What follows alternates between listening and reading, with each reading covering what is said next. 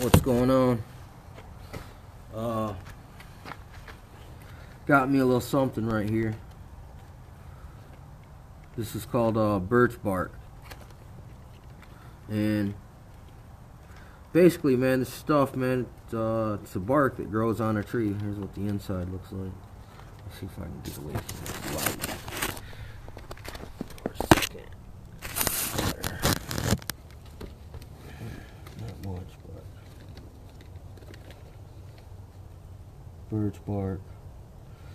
Anyway, this stuff right here, if you're ever like stranded in Alaska, or plane goes down out in remote wilderness areas, especially here in Michigan, you find this stuff right here. It's got all kinds of different uses, man. I mean, this stuff, it's basically waterproof. Indians used to make canoes out of it. Basically combine this with sticks, and a connective tissue material, and basically make a frame. And then this stuff peels off in big pieces, man. Sometimes you can get a big piece that's just perfectly together, and the wood will all rot out in the middle after so long, but this will still be there because of the oil in it. It's got a special oil in it that makes it resistant to water, so you can also use it to make roofs.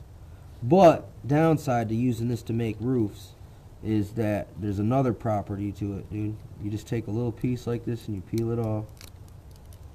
You know what I'm saying? It comes off kind of like paper. You know what I'm saying? But anyway, yeah. You combine this with sap from maple trees or something, mixed with some dirt probably. And you could probably come up with a good kind of glue. You know what I'm saying? That's a component, you know what I'm saying, that a lot of people ain't seeing, is the glue component. You gotta just know when to harvest what materials. And you only can harvest so much a year, you know what I'm saying? So you gotta be careful how you use it. Actually, it takes hundreds of years, man, to grow trees sometimes. So you never just want to use them excessively, man, because it takes. You can actually deplete something till it's gone. You look at the buffalo. You know what I'm saying? So things to take into consideration when you're out messing with the natural resources. I mean, and that's the thing, we don't own no resources. You know what I'm saying? The system does, though. That's where it's all. That's who wastes it. It's not us. Shit. I cling to what little I have when I get to. Anyway, here is the fucking birch bark piece. And it's like, watch how fast this lights. Look at that. It burns, it lights real easy, and a little bit goes a long way. In a life and death situation, that little bit of fire will keep you going. You know what I'm saying? And it's abundant, it's around. Every time I see some, I pick off some, you know what I'm saying, and just keep it around, give it to people where they have if they have a fire pit, I'll throw a little slice down there. Or if they got a fireplace in their house, just leave some there. But you know what I'm saying? You got to make sure you show them to use it wisely. That's basically what everything boils down to. You can use lesser materials and use it wisely, and it becomes more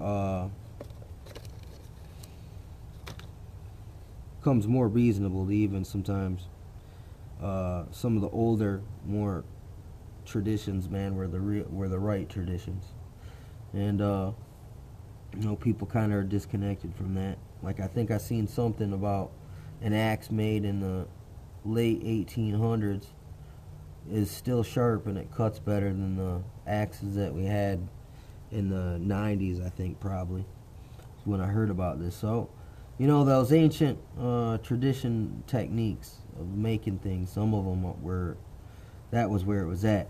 By making everything like, by making everything all commercialized, man, and profits. That's what has really, they're easier to acquire these things, and the prices should be cheaper, but they're not.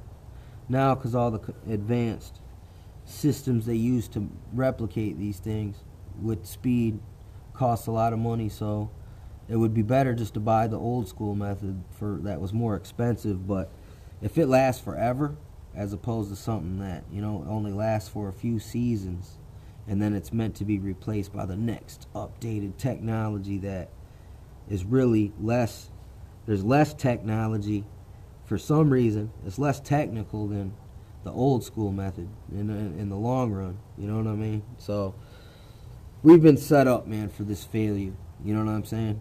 Because I mean, but that doesn't mean we have to. If this was a Titanic going down, don't think this isn't like a Titanic going down. This is more like the island is slowly sinking. So we should all be making a boat in some to an extent, you know, metaphorically, if not even and literal. Like have a boat lying around and a bug out bag, and have your mind, this bug out bag in your mind. Make sure you know what you got. You learned everything that you possibly could learn that would be helpful in situations. And then you combine all this knowledge into the mental bug out bag. You know what I'm saying?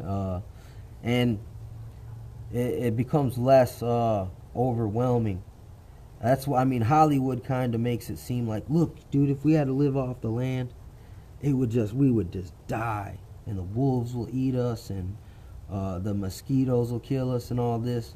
But remember, there was a time when we didn't have none of this, and people still lived. In some cases, thrived with less.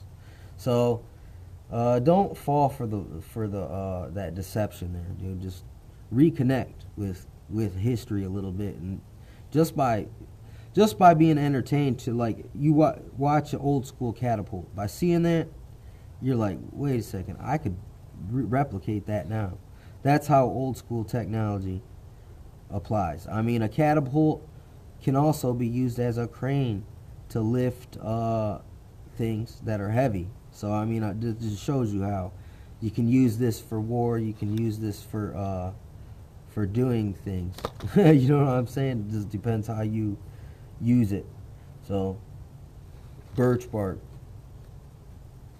I mean, that's some ancient secret. You know what I'm saying right there? That at one point in time, people probably didn't. They probably kept it a secret a while, so they could be like, "Look, man, you need me, dude. I know how to make fire." You know what I'm saying? And look, this is one of the ways that they did it. So, a little history, little nature, that's a little skilled practice, man. Skillfully utilizing what's around you, what's there, and then being familiarized and acquainted with the environment, and not disconnected from it like now. You know, where you just sit in front of this TV and this machine. I do it too. I sit in front of the machine a lot, but I also go connect and go train. So I mean, I'm not always on the machine, even though, you know, shoot, I almost could go lawnmower man as much as time I've spent on the computer and the internet. But yeah, don't the more you reconnect, you know, the more confident you can be that, you know, that you're a human being, and even in bad situations you could survive. So this is one of the ways that you overcome that that insecure, that man versus nature, when it isn't always really man versus nature.